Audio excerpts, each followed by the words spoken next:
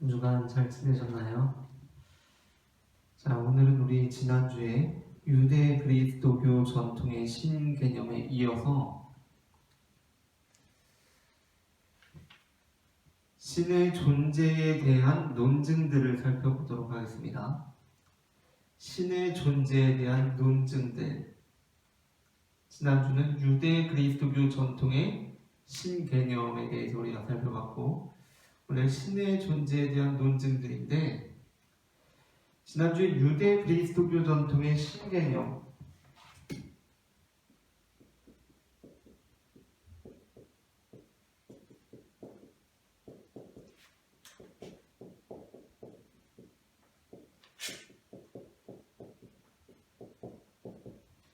우리가 지난주에 유대 그리스도교 전통의 신개념에서 이제 핵심적으로 우리가 이해해야 했던 것이 무엇이냐면,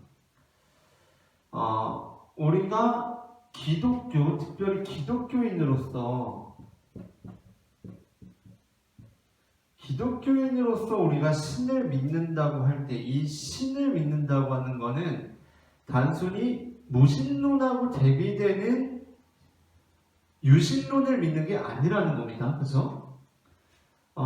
신이 있다고 믿는 유신론이 있을 것이고, 신이 없다고 믿는 무신론이 있을 것인데, 우리가 기독교인으로서 신을 믿는다고 하는 것, 그리고 이제 유대 그리스도교예요. 유대교로부터 기독교가 왔기 때문에 이 전통 안에 서 있다고 하는 것은 단순히 이러한 대비구도 안에서 우리가 여기 있다는 걸 의미하는 게 아니라는 겁니다. 그죠? 우리가 기독교인으로서 신을 믿는다고 하는 것은 이 구도 안에서 유신론을 믿는다는 것이 아니라 유신론과도 심지어 다른 거죠. 우린 유신론과 다른 거예요. 유신론 안에는 또 뭐도 있습니까? 다신론도 있어요. 그렇죠? 우리는 이와 대비돼서 그렇다면 유일신론의 전통 안에 서 있는가? 또는 단일신론과의 전통 안에 서 있는가? 이러한 질문들 안에서 핵심적인 것은 무엇이냐면 우리는 무신론과 관련해서 유신론 또는 다신론과 관련해서 뭐 단일신론, 유일신론 이런 것이라기보다도 우리는 물론 이 단일신론에서 유일신론으로 넘어온 이곳의 전통에 서 있다고 볼 수도 있지만, 그러나 우리는 또 뭐예요? 유일신론하고는 또 다르죠. 유일신론하고는 또 달라요. 그죠? 유일신론하고는 또 다르게 우리는 삼위일체 하나님을 믿고 있고, 삼위일체 하나님을 믿고 있고, 또한 그 하나님은 유일신론으로서의 하나님은 또 다른 유일신론들이 있을 거 아니에요. 그죠? 그러한 신론들과도 대비되는 그러한 유일신론이다. 뭐냐면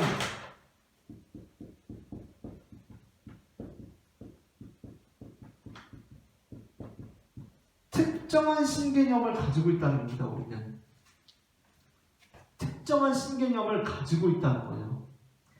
자, 특정한 신개념을 가지고 있다는 것에서부터 이제 출발을 해보도록 하겠습니다. 우리는 특정한 신개념을 가지고 있다. 그 하나님, 기독교의 하나님, 그 하나님을 우리는 믿는다라고 할 때 신 존재에 대한 논증들이 있단 말이에요. 신 존재에 대한 논증이 뭐냐면 신이 있다는 것을 논리적으로 증명한 거예요. 그죠? 신이 있다는 것을 논리적으로 증명한다. 그런데 여러분, 그게 가능하다고 보시나요? 신이 있다, 신이 존재한다는 것을 논리적으로 우리가 증명해낼 수가 있을까요? 그러한 시도들이 많이 있었죠. 우리 교재에도 나오는 것처럼. 근데 여러분 어떻게 보십니까? 신이 존재한다는 것을 논리적으로 증명할 수 있다고 보십니까? 저는 신이 존재하는 것을 논리적으로 우리가 증명할 수 없다고 보는 사람이에요. 우리는 신이 존재한다는 것을, 여기서 중요한 건 논리적으로죠. 논리적으로 증명할 수가 없다고 보는 사람인데, 자, 우리 교재에도 이제 존재론적 증명부터 해가지고 뭐 제1 원인 쭉 나오고 있는데, 그 교재의 순서에 따르지 않고 우리가 한번 신존재를 증명에 대해서 같이 고민해 보려고 합니다. 일단 신존재를 증명한다라는 것에서 우리 교재에 이제 중간 이후에 나온 것으로 설계자론이 있어요. 설계자론.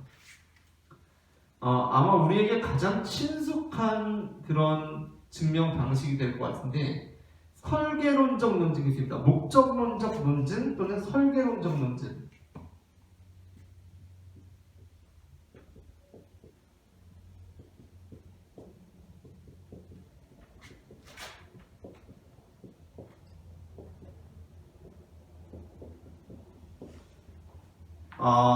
일단 신존재.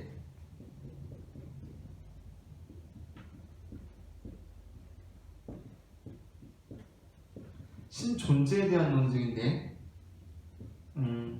이제 우리가 이걸 다루게 될 거고, 일단 우리나라에서는 신존재에 대한 논증으로 굉장히 많이 읽힌 책이 바로 C.S. 루이스의 순전한 기독교일 거라고 생각이 돼요.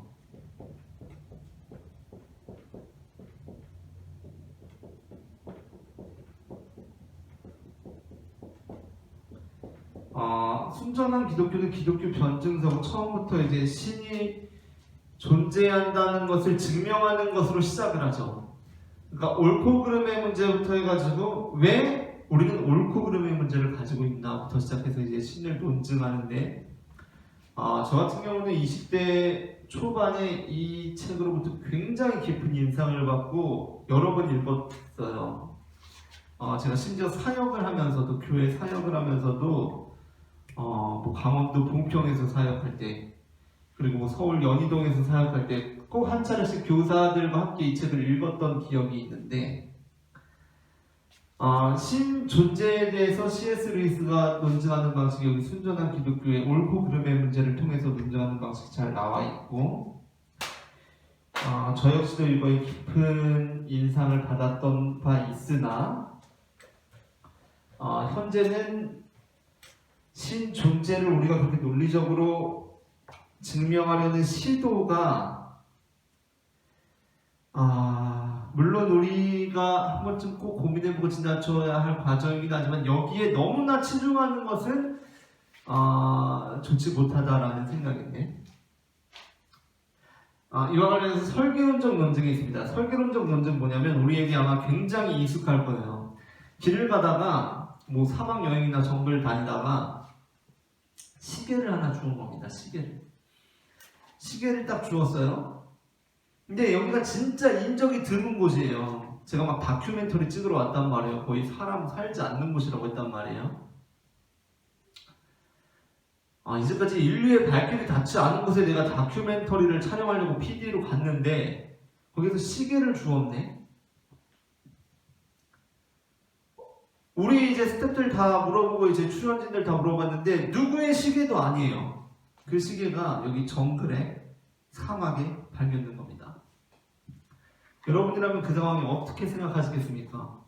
이 시계가 우리의 누구의 것도 아니고 여기에 어떠한 사람의 발길도 닿지 않았던 곳이라고 하니까 이 시계가 이 자연현상 안에서 우연히 만들어졌구나라고 생각하시겠습니까?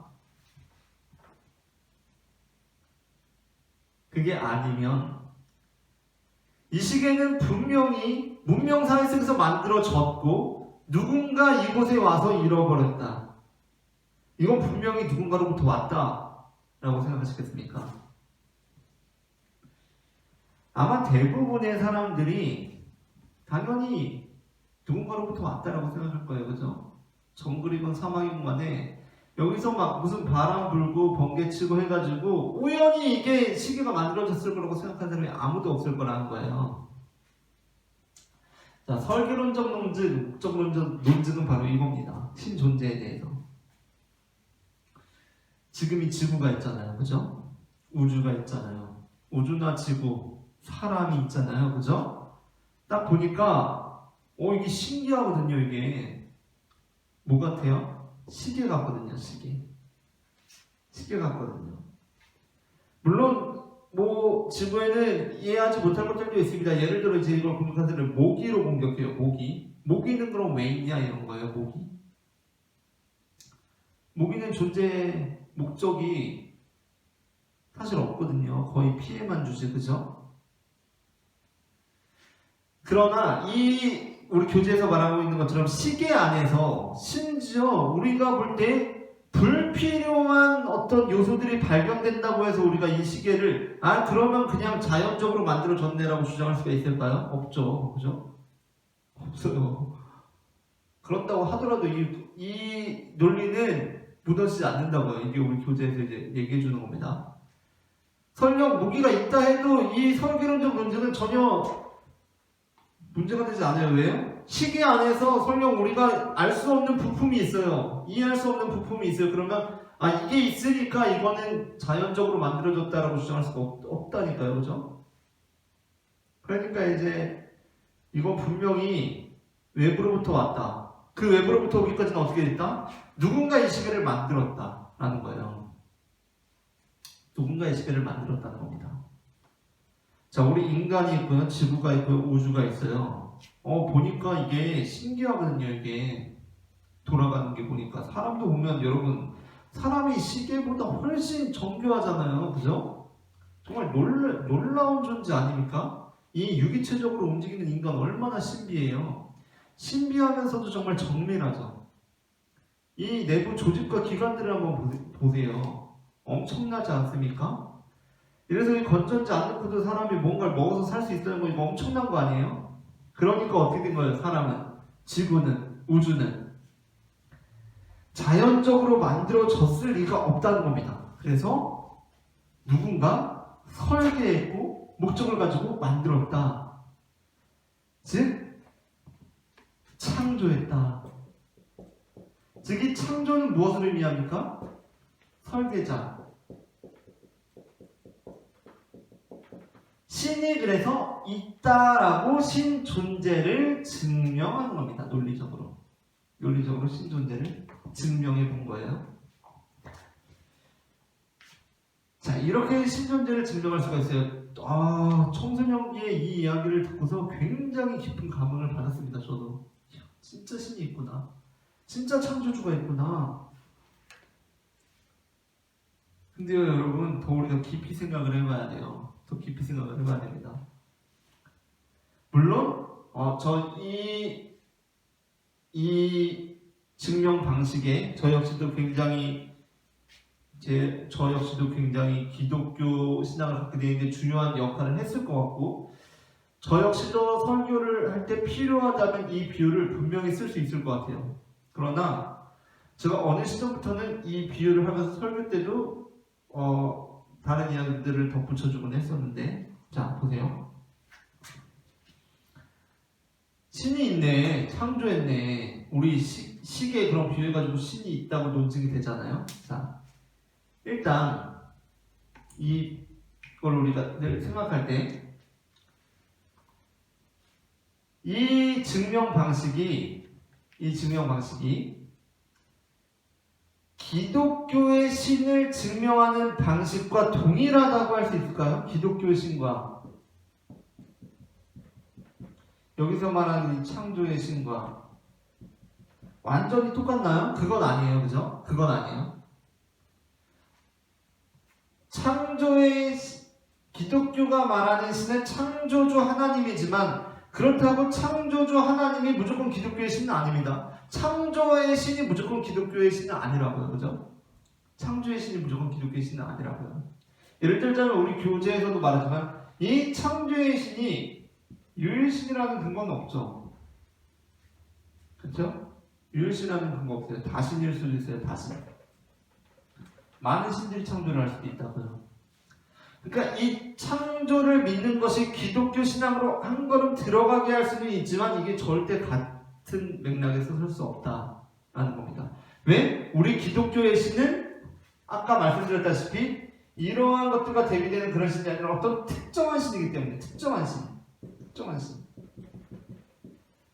C.S. 루이스 같은 경우도 순전한 기독교에서 처음에 신 존재를 증명하기 위해서 계속해서 이제 엄청난 이제 내용을 담아가지고 막 주장을 하다가 거기에서 이제 조금 신이 진짜 있는 것 같은데 라고 할 때 C.S. 루이스가 딱 이렇게 말을 던집니다. 그러나 이미 굉장히 많은 분량을 지나왔는데 이것은 제가 이제 정확하진 않아요. 순전한 기독교를 읽은 지가 오래됐기 때문에 이것은 어떠한 신이 있다라는 것을 증명할 수 있는 방식일 뿐 우리가 믿는 예수 그리스도에 대해서는 거의 도움이 되지 않을 수도 있다라는 뉘앙스의 말을 하거든요.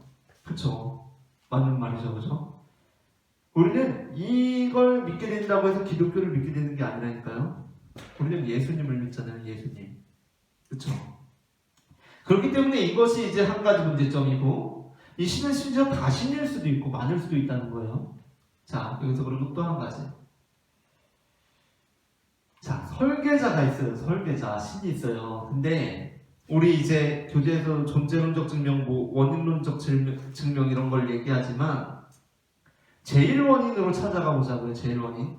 제일 원인을 찾아간다는 것은 첫 번째 원인이 되는 원인이 되는 어떤 것이고 신이라고 부르자는 거거든요. 원인이 없는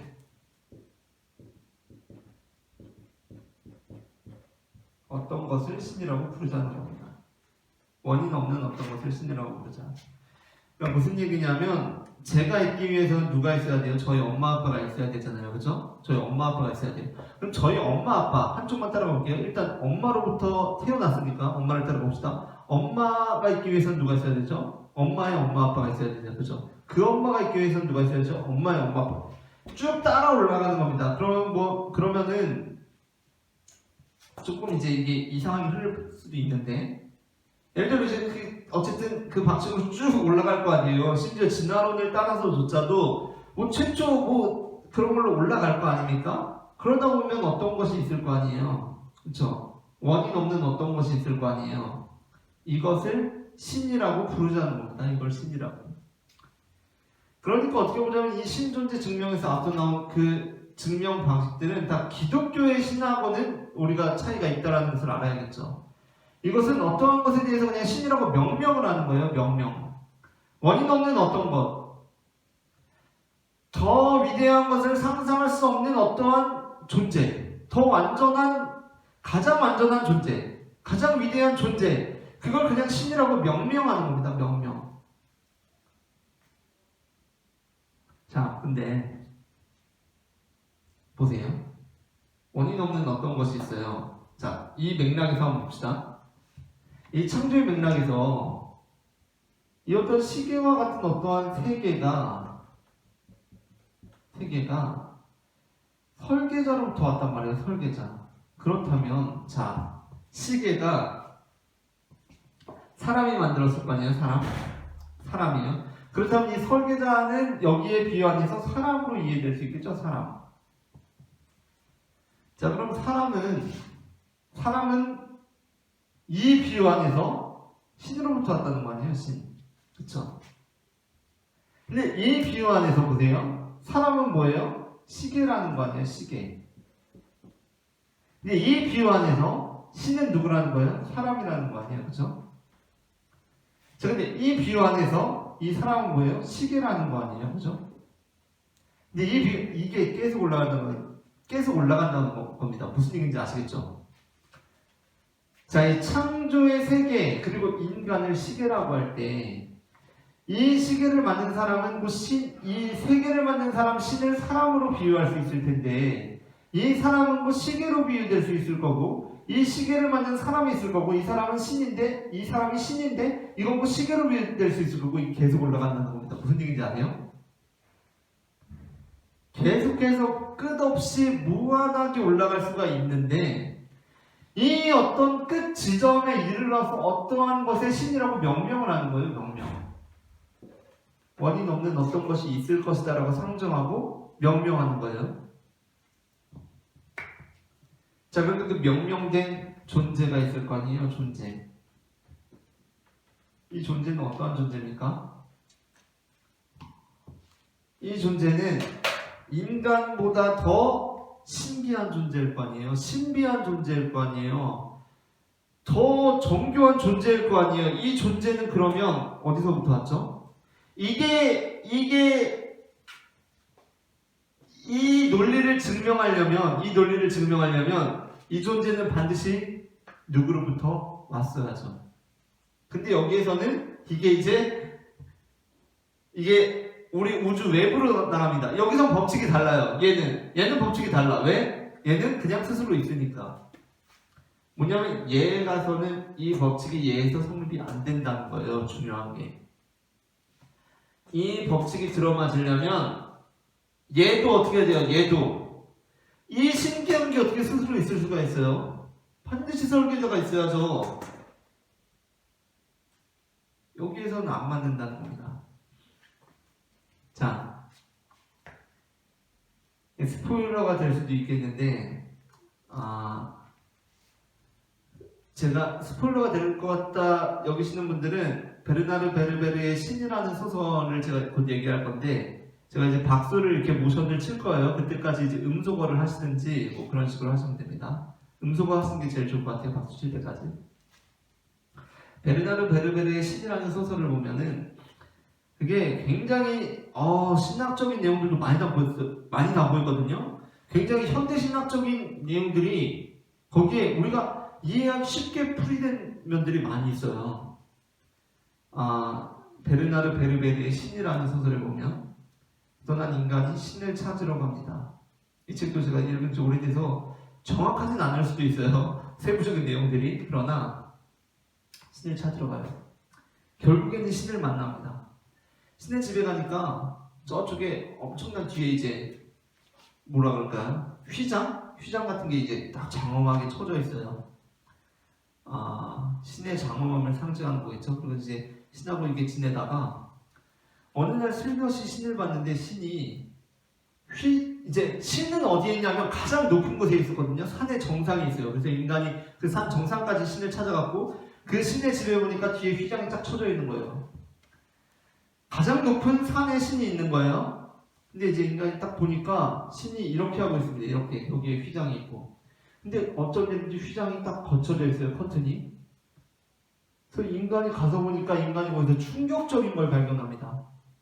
신은 가장 높은 산에 있었고 그보다도 높은 산은 없었는데 가서 보니까 여기에 창문이 있고 이 위로 가파른 절벽이 있고 더 큰 산이 있는 거예요. 분명히 인간은 신을 찾아왔는데 그때 신이 이렇게 읊조리는 걸 듣게 돼요. 신이 어떻게 읊조리냐면 나는 어디로부터 왔는가 라는 겁니다. 신이 고민하고 있어요. 나는 어디로부터 왔는가라고. 자 됐고 무슨 얘기예요? 이 존재는 그러면 어디서부터 왔느냐가 이 논리 안에서 증명이 돼야 되는데 이 논리는 이걸 증명해내지 못한다는 겁니다. 결정적으로. 그렇죠? 이게 이제 이 설계론적 논증, 목적론적 논증이 가지고 있는 한계라고 할 수가 있을 것 같아요. 이 끊이지 않는 이 무한적으로 나아가는 이 연상작용 속에서 이제 최종적으로 어떤 것을 신이라고 제일 원인으로서 우리가 명명을 하는데 이 명명된 존재에 대해서는 왜 이 법칙이 적용되지 않고 적용하지 않는가를 해결할 수 없다는 거. 자, 이게 신존재 증명이 갖고 있는 이제 한계들이라고 할 수가 있겠고요. 신존재의 논증들이 엄청나게 많이 나왔다고 이제 우리 교재에서도 얘기를 하지만 어느 순간부터는 더 이상 잘 나오질 않아요. 그게 이제 신존재 증명을 해버려서 나오지 않는 것이 아니라 신존재를 증명을 할 수가 없었던 거죠. 신존재를 증명할 수가 없는 겁니다. 신의 존재를. 심지어 신의 존재가 증명이 되었다고 하더라도 무슨 철학적으로 어떤 논리적인 증명을 통해서 신의 존재를 증명했다 하더라도 그것이 기독교의 신을 증명하는 것과는 정말 부분적인 내용이다 라는 거 우리가 기억했으면 좋겠고, 그래서 다음 주에는 또 이제 이겁니다. 신의 존재에 반대하는 논증들, 신 존재 반대 논증에 대해서 다음 주에 살펴보도록 하겠습니다. 오늘은 여기까지 하도록 하겠습니다. 감사합니다.